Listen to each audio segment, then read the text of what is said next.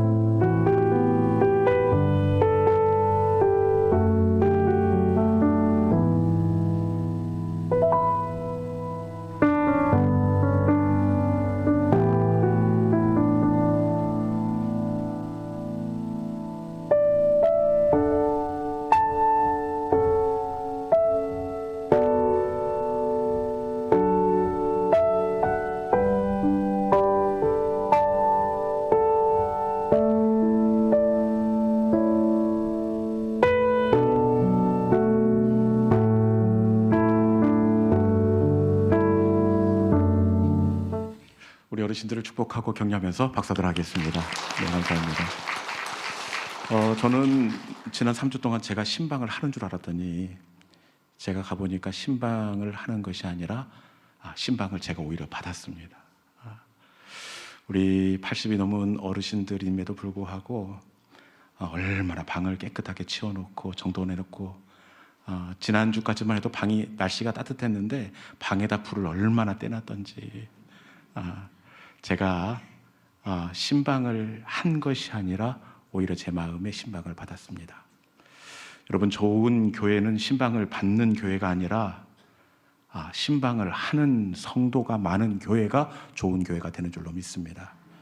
저는 우리 교우들이 신방을 받은 것이 아니라 누군가의 마음을 격려하고 위로하고 이렇게 축복하는 신방하는 성도들이 될 수 있기를 주님의 이름으로 축원합니다.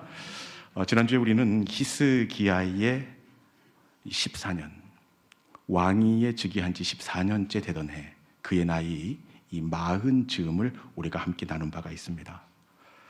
인생을 살다 보면 참 넘어서기 힘든 그런 때가 있는 것 같습니다. 그런데 히스기야에게는 이 40살이 참 넘어서기가 어려웠습니다. 남들 인생 가운데 한번 만날까 말까 하는 그런 일들을 연거푸 만나고 또 만나게 되는데 히스기야 40살에 가장 먼저 초강대국 아수르의 침공을 받습니다. 초강대국 아수르가 침공했기 때문에 화살 한 방 쏘아보지 못하고 가장 아꼈던 견고한 성읍들을 아수르에게 억울하지만 어쩔 수 없이 내주었습니다. 그리고 더 억울한 것은 이 전쟁의 책임이 아수르에 있음에도 불구하고 무리한 전쟁 보상금을 오히려 히스기야에게 요구를 합니다. 그래 곡간을 다 털어도 감당을 못하니까 이 성전 벽에 입혀놓았던 금박을 벗겨서 금 30달란트 전쟁 보상금을 지불합니다. 참 넘어서기가 어려워요.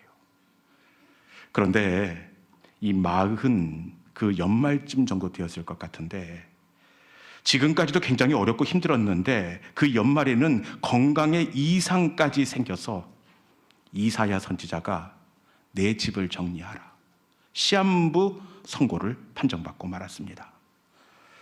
이 40이 히스기야에게는 참 넘어서기 힘든 해였습니다. 그런데 이 해에 히스기야가 어떻게 이 산을 넘어서게 되느냐? 히스기야가 낯을 벽으로 향하여 심히 통곡하였더라. 히스기야는 살면서 이 해에 가장 많은 눈물을 하나님께 쏟았습니다. 그런데 신기하게도 가장 많은 눈물을 쏟은 이 해에 가장 넉넉한 하나님의 은혜를 히스기야 40에 경험하게 되었다는 겁니다.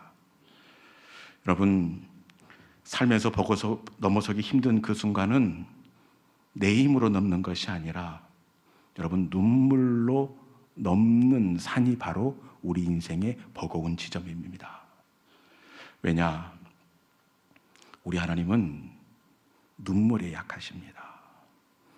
성경에 보면 하나님의 사람이 울어버리면 하나님께서 어쩔 줄을 몰라 하십니다. 눈물이 떨어지면 하나님의 은혜가 떨어지고 눈물이 떨어지면 그곳에 하나님의 긍휼이 떨어집니다. 여러분, 우리가 살다 보면 내 힘으로 안 되는 그 순간에 하나님의 은혜를 덧입고 하나님과 함께 넘어서는 믿음의 성도들이 될 수 있기를 주님의 이름으로 축원합니다. 오늘 우리가 나누게 될 말씀은 다윗이 지은 시편에 관한 말씀입니다. 이 시편은 보통 시가 시작하기 전에 그 가장 위에 이 괄호로 되어 있는 표제어가 있습니다. 그래서 누가 어떤 상황에서 아랫시를 지었는지 이렇게 친절하게 설명을 하고 있는 것이 일반적입니다. 이 시편의 표제를 보면 이 다윗이 그의 아들 압살롬의 칼날을 피할 때 지은 시, 이렇게 표제어로 그 시의 상황과 저자를 이렇게 알려주는 것이 일반적인데, 안타깝게도 오늘 본문에는 보니까 다윗이 지은 시라는 것 외에는 어떤 상황에서 이 시를 지었는지 설명이 누락되어 있습니다. 그래서 우리가 어떤 상황에서 다윗이 이 시를 지었는지 알기가 조금 애매한 부분이 있는데, 우리는 이 본문의 내용을 통해서 다윗이 어떤 상황 가운데서 이 시를 짓고 있는지 우리는 충분히 유추해낼 수가 있습니다. 다윗이 시편 35편을 어떤 상황에서 기록하고 있는지 우리 시편 35편 13절에 있는 말씀 같이 한번 읽어보겠습니다. 다윗이 이 상황 속에서 시편 35편을 기록하고 있습니다. 같이 한번 읽어볼까요? 자, 시작. 나는 그들이 병들었을 때에 굵은 베옷을 입으며 금식하여 내 영혼을 괴롭게 하였더니 내 기도가 내 품으로 돌아왔도다. 아멘. 다윗이 어떤 상황에서 이 시를 짓고 있나 살펴보았더니 말씀해 보니까 그들이 병들었을 때에, 누군지는 알지 못하지만 그들이 병들었을 때에 내가 베옷을 입었고 그가 병들었을 때에 내가 금식하며 기도하였더니 이렇게 되어 있습니다. 누군지는 알지 못하지만 누군가가 중한 병에 걸려 있고 다윗은 이 사람을 위해서 베옷을 입고 금식하며 기도하고 있다는 것을 우리가 읽어낼 수가 있습니다. 여러분, 이 본문의 정황으로 볼 때 이 다윗이 굉장히 간절히 기도하고 있습니다. 누가 병이 들었는데 그 사람을 위해서 금식을 하고 있습니다. 베옷을 입고 그리고 영혼을 괴롭게 하면서 하나님 앞에 메어 달리고 있습니다. 이 사람이 누구인지는 모르지만 여러분, 다윗이 자기 피부치도 아닌데 이렇게 기도하는 것을 볼 때 이 사람이 저는 참 부럽습니다. 내가 아파하는데 나의 아픔을 자기 아픔처럼, 가족의 아픔처럼 그렇게 다윗이 기도해 주는 것 얼마나 복된 사람입니까? 그런데 다윗의 간절한 기도는 이만큼에서 멈추지 않고 아래 14절 말씀 우리가 한번 같이 봉독하도록 하겠습니다. 다윗이 아픈 그 사람을 위해서 어떻게 기도하고 있는지 본문 14절 같이 한번 읽어볼까요? 자, 시작. 나의 친구와 형제에게 행함같이 그들에게 행하였으며 내가 몸을 굽히고 슬퍼하기를 어머니를 곡함같이 하였도다. 아멘. 다윗이 그가 병들었을 때에 베옷을 입고 금식하며 기도했을 뿐만 아니라 어떻게 했다고요? 형제에게 행함같이 그들에게 행하였으며, 마치 내 피부치가 아픈 것처럼 애가 닳고 마음이 끓고 애간장이 녹는 것 같은 간절함으로 기도했습니다. 그리고 이어지는 말씀에 보니까 이것이 참 특별하게 다가오는데 어머니를 곡함같이 하였도다. 마치 어머님이 돌아가시던 그날 아침처럼 이 마음이 무너지는 그 심정으로 그를 위해서 기도하고 있다, 이렇게 되어 있습니다. 여러분, 이 사람이 누구인지는 모르지만 정말 부럽지 않습니까? 누군가 날 위해 울어주고 누군가가 어머니가 돌아가신 것처럼 슬퍼할 수 있다면 여러분, 그것이 가장 큰 은혜요, 가장 큰 복이 되는 줄로 믿습니다. 여러분을 위해서 기도하고 울어줄 수 있는 복된 믿음의 만남이 있기를 주님의 이름으로 축원합니다. 그러면 도대체 이 사람이 누구일까요? 도대체 이 사람이 누구이기에 그가 아플 때에 베옷을 입고 금식하고 형제가 중환병에 걸린 것만큼 가슴이 찢어지고 어머니가 돌아가신 것 같은 그 슬픔으로 이 사람을 위해서 다윗이 이렇게 기도하고 있는 것일까요? 다윗이 이렇게 기도하는 것을 볼 때 다윗에게 굉장히 특별한 사람일 것 같은 생각이 들어집니다. 다윗이 여기까지 올라올 수 있도록 그 앞길을 도와주었던지, 아니면 다윗이 군인인데 어쩌면 전쟁터에서 다윗의 목숨을 기가 막힌 방법으로 구해 주었던 은인일 수도 있습니다. 여러분, 정말 다윗이 이렇게 애가 달아 가슴 아픔으로 기도하고 있는 그 사람이 이 사람일까요? 그 사람이 어떤 사람이냐? 다윗이 기도하고 있는 그 사람이 어떤 사람인지 시편 35편 12절에 나와 있습니다. 그가 어떤 사람인지 같이 한번 읽어보겠습니다. 자, 시작. 내가 선을 악으로 갚아 나의 영혼을 외롭게 하나. 다시 한번 읽어보겠습니다. 우리가 잘못 들은 거 아닌지가 모르겠는데, 여러분, 다윗이 애가 달아 하면서 눈물을 쏟았던 그 사람이 바로 이 사람인데, 다시 한번 읽어보겠습니다. 자, 시작. 내게 선을 악으로 갚아 나의 영혼을 외롭게 하나. 아멘. 여러분, 이 사람이 우리의 예상과는 전혀 다른 사람입니다. 내게 선을 악으로 갚아 내 영혼을 외롭게 괴롭게 하니, 내가 베푼 그 선을 도리어 악으로 갚아준 사람이었습니다. 여러분, 내가 선대했는데 도리어 평범함으로 돌려주는 것이 아니라 악으로 갚아줍니다. 여러분, 이런 사람을 위해서 어떻게 다윗이 이렇게 기도할 수가 있겠습니까? 이거 다윗 제정신 맞습니까? 아니, 내가 선을 베풀었는데 악으로 갚아준 배은망덕한 사람입니다. 어떻게 이 사람을 위해서 어머님이 돌아가신 것 같은 가슴으로, 그 애달픈 마음으로 기도해 줄 수가 있겠습니까?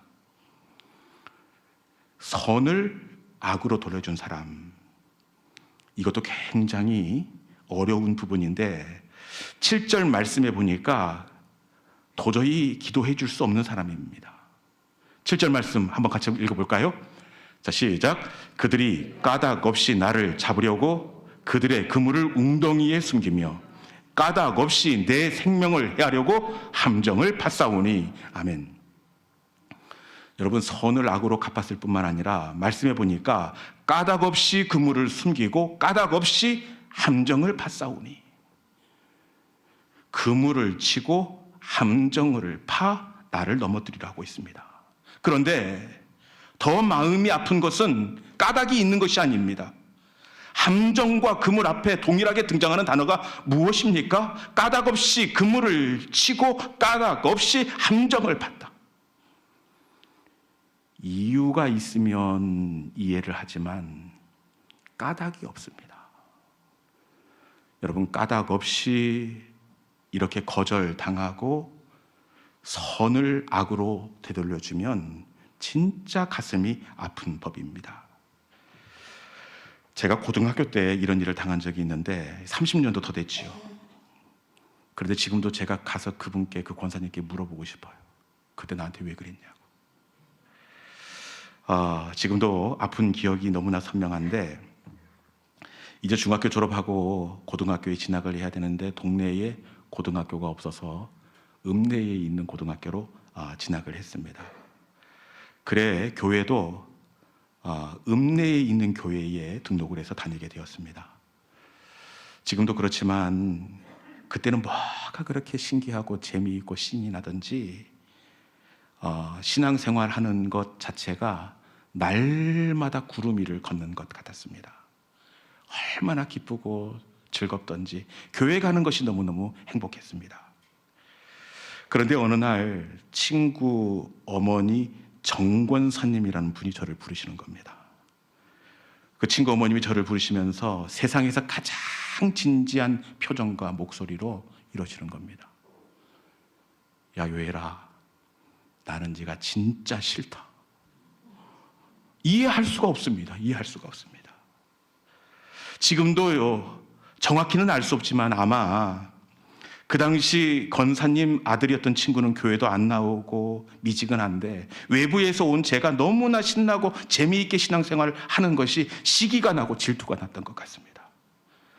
그래, 까닭도 모른 채 나는 네가 너무 싫다 이렇게 말씀하시는데 그 말이 제 가슴에 빠지지 않는 독침이 되었습니다. 얼마나 아프던지 지금도 가서 그때 나한테 왜 그랬느냐고 한번 물어보고 싶습니다.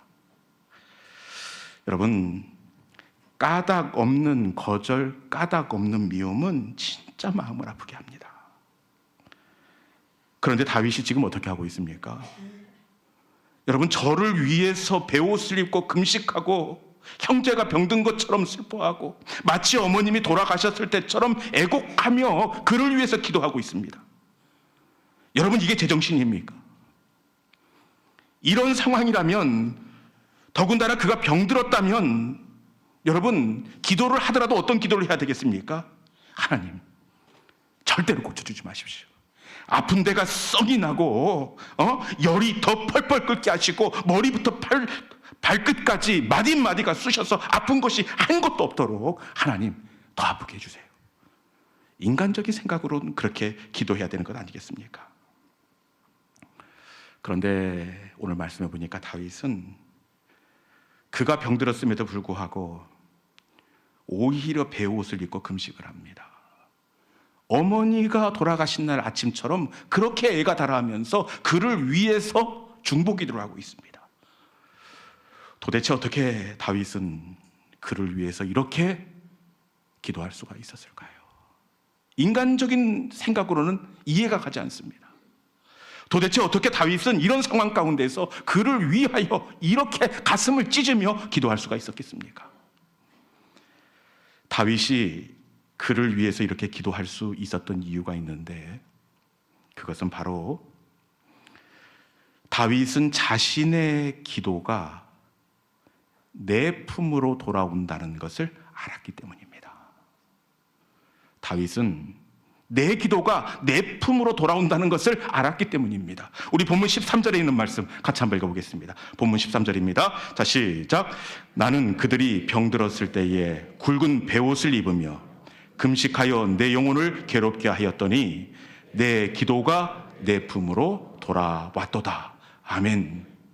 다윗이 지금 그들을 위해서 기도하고 있는데 이렇게 기도할 수 있었던 이유가 어디에 있습니까? 내 기도가 내 품으로 돌아왔도다. 여러분, 다윗이 저들을 위해서 그럼에도 불구하고 기도할 수 있었던 것은 자신의 기도가 내 품으로 돌아온다는 것을 알았기 때문입니다. 여러분, 기도는 내 가슴팍으로 다시 돌아오게 되는 줄로 믿습니다. 예수님도 기도가 내 품으로 돌아온다는 것을 우리에게 가르치고 계시는데 예수님도 기도는 내 품으로 돌아온다 그렇게 말씀하십니다. 12 제자들을 마을로 이 전도대로 세워서 파송을 하시는데 그때 예수님께서 12 제자들에게 뭐라고 말씀하시느냐? 마태복음 10장에 보면 그 집에 들어가면서 먼저 평안하기를 빌라. 제자들이 전도하러 가는 그 집에 들어가기 전에 그 집을 향하여 평안하기를 빌라, 평안하기를 기도하라 그렇게 말씀하고 있습니다. 여러분, 그런데 이 전도하신 분들은 아실 것입니다. 어떤 집이든 평안을 빌고 평안을 기도하고 싶은 그런 생각이 들지는 않습니다. 어떤 집은 평안이 아니라 다른 걸 빌고 싶은 그런 마음이 생기는 집도 있습니다. 그럼에도 불구하고 우리 예수님은 어떤 집이든지 그 집에 들어가기 전에 먼저 평안을 기도하라 그렇게 말씀하고 있습니다. 왜 예수님은 어떤 집이든지 먼저 평안을 기도해야 된다 이렇게 말씀하느냐? 우리 마태복음 10장 13절에 있는 말씀, 예수님께서 왜 평안을 기도하라고 하시는지 마태복음 10장 13절에 있는 말씀 같이 한번 읽어보도록 하겠습니다. 자, 시작. 그 집이 이에 합당하면 너희 빈 평안이 거기 임할 것이요 만일 합당하지 아니하면 그 평안이 너희에게 돌아올 것이니라. 아멘. 예수님께서 평안을 기도하라고 하신 이유가 어디에 있습니까? 합당하면 평안이 그 집에 임할 것이고 합당하지 않으면 그 평안이 내게로 돌아올 것이니라. 기도가 내 품으로 돌아오기 때문에 너희는 그 집을 향하여 평안을 기도하라, 이렇게 말씀하고 있습니다. 여러분, 기도는 어떻게 된다고요? 내 품으로 돌아오게 되어 있습니다. 기도는 내 품으로 돌아옵니다. 이것을 아는 사람은 그 어떠한 상황과 얽힘 가운데에서도 언제나 축복의 말을 선포하고 용서의 말을 선포합니다. 항상 마음을 지키고 입술을 지킵니다. 그런데 안타깝게도 더러 어떤 분들은 이 저주의 기도를 하시는 분들이 종종 계시는 경우가 있습니다. 아마 몰라서 그러신 것 같습니다. 여러분, 그런데 기도가 어떻게 된다고요? 그 기도가 내 품으로 돌아왔나이다. 기도는 내 품으로 돌아오게 되어 있습니다. 기도는 내 품, 돌아 합당하지 않으면 내 가슴팍으로 들어오게 되어 있습니다. 우리 가정으로 다시 돌아오게 되어 있습니다. 기도가 내 품으로 돌아왔나이다. 여러분들의 기도가 내 품으로, 내 가정으로 돌아왔나이다. 여러분, 이것이 축복입니까? 여러분들에게는 저주입니까? 내 기도가 내 품으로 돌아온다면, 내 기도가 우리 가정으로 돌아온다면 이것이 축복입니까? 저주입니까? 여러분, 기도는 반드시 내 품으로 돌아오게 되어 있습니다. 그렇기에 지혜로운 성도는 어떤 상황 속에서도 입술을 지키게 되어 있습니다. 어떤 경우에라도 축복을 선포하고 용서를 선포하고 더 좋은 것을 간구합니다. 여러분, 기도는 내 품으로 돌아오게 되어 있습니다. 그렇기에 지혜로운 성도, 성숙한 성도는 반드시 이 말씀을 마음판에 새기고, 그럼에도 불구하고 돌아오는 기도의 응답 때문에 축복을 선포하고, 그럼에도 불구하고 치유를 간구하는 성도가 하나님의 사람입니다. 이 시간 내 기도가 내 품으로 돌아왔나이다. 여러분들의 기도가 내 품으로 돌아온다는 것을 마음판에 새기시고, 그럼에도 불구하고 축복하고, 그럼에도 불구하고 치유를 기도하는 우리 모든 믿음의 성도들이 될 수 있기를 주님의 이름으로 축원합니다. 이 시간 주신 말씀 기억하면서 우리가 함께 기도의 자리로 나아가기를 원합니다. 주님, 기도는 내 품으로 돌아온다고 말씀하시는데 그동안에 알지 못하여 내 감정대로, 내 생각대로 하나님 앞에 내 입술을 열었습니다. 이 시간에 그 기도가 내 가슴으로, 우리의 가정으로 돌아온다면 이것이 축복인지 저주인지 우리의 마음판에 새기게 하여 주시고, 주님, 그럼에도 불구하고 다윗처럼 배옷을 입고 그를 위하여 기도하고 마음을 쏟는 성숙함이 우리 가운데 있게 하여 주시옵소서. 주님, 우리는 연약합니다. 그 단계까지 나아가기에 우리는 힘겹고 또 우리는 넘어집니다. 또 실수합니다. 이 시간 성령님, 우리의 입술 가운데 파수꾼을 세워주시고 이 말씀이 우리의 신비에 새겨져 그럼에도 불구하고 하나님 축복과 치유를 선포하는 지혜로운 기도자들이 되게 하여 주시옵소서. 이 시간에 주신 말씀을 마음속에 새기고 이 찬송 속에 우리의 마음을 기도로 하나님께 올려드리도록 하겠습니다. 주여, 우린 연약합니다. 우리 함께 찬양하겠습니다.